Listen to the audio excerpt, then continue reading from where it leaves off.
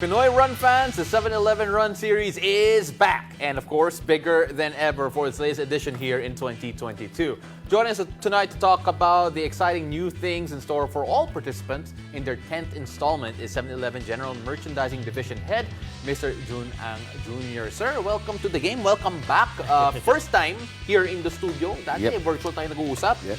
And Sir Jun, of course, let's talk a bit first about why 7-Eleven does this muna. Kasi, syempre, we've seen you guys doing this for years and years, but then some people might wonder, why is 7-Eleven doing this? Well, actually, thank you, Paolo, for the question. This would be our 10th year. Yeah.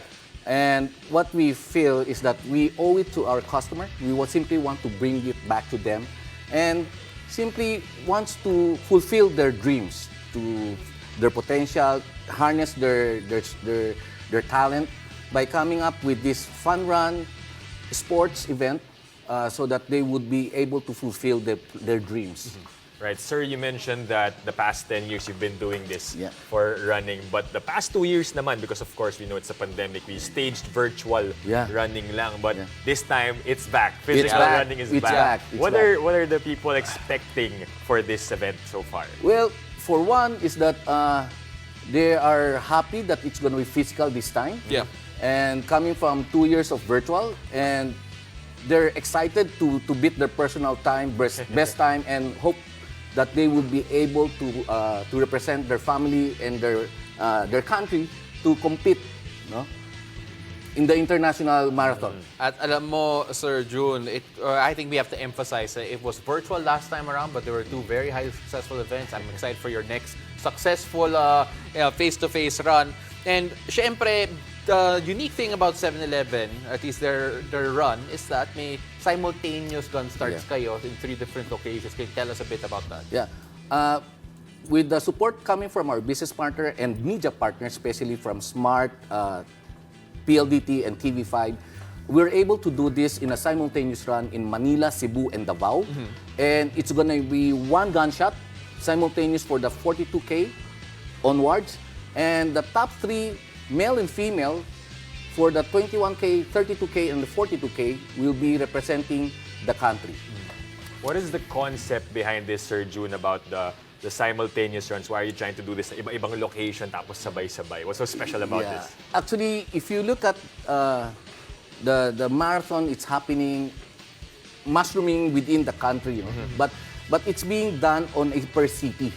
On a per city, chances are if you are a good runner or you're good, you have that talent, but if it's gonna be happening in Manila and you're living in Mindanao or you're living in Cebu or Catanduanes or what have you, it's gonna be difficult for you to travel just for you to have a run just to be done in less than 3 hours. Yeah. So sayang yung pamasahe, sayang all of this, the effort and everything. So what we did is with the aid of course, of Smart PLDT, which they actually, the idea came from them also, that if we throw in the question, can we do it simultaneous so that everybody would be competing at each other, even though you're running first, but you don't know that maybe somebody else is running better than you. Yeah. So from there, that idea comes into play that it's not only an ordinary marathon or ordinary fun run, but you are competing yourself against somebody else across the archipelago. Yeah. And that's obviously going to be something that pride will become a factor. Yes. Pagdating dun. Yes. Syempre, there are around, correct me if I'm wrong here, 40,000 Expected participants coming from Manila, Cebu, and Davao. Grabe yun. And of course, if people want to know more about the race details and categories, where can they go? What can you tell us about it? They just simply go to the www.711 runseries.com and they would be able to apply and register, and they could join the fun run. So let's see if we can raise up that 40,000 count that we have there. I'm sure they don't mind if you have more runners. Of course. Of course. And your message to all the participants, kasi syempre, we have to specify that some of the past winners actually have become national team athletes, represented the Philippines. You mentioned the winners will represent the Philippines in our competition. Pero what's your message to all the runners out there? I invite all, young and old, if you have that within you, you can have fun, you can simply walk or compete, beat your best time, and eventually if you'll be able to beat everybody's time, you'll be representing the country against everybody else in Thailand. Grabe. Yeah. So you mean to say, Pao, pag nanalo tayo, pwede tayo maging... I don't know, speed walker lang ako eh. Pwede, Ang lakad pwede. lang talaga ako eh. Oo. Pero Sir June, maraming salamat. Really Thank you. appreciate you coming over to Thank tell you us very all much. about it. Thank you, Sir Thank you. June. Thank you so much. And don't forget the exciting comeback of the 7-Eleven Run 2022. The countrywide running event will be broadcast on One Sports and the One Sports official Facebook page on September 25.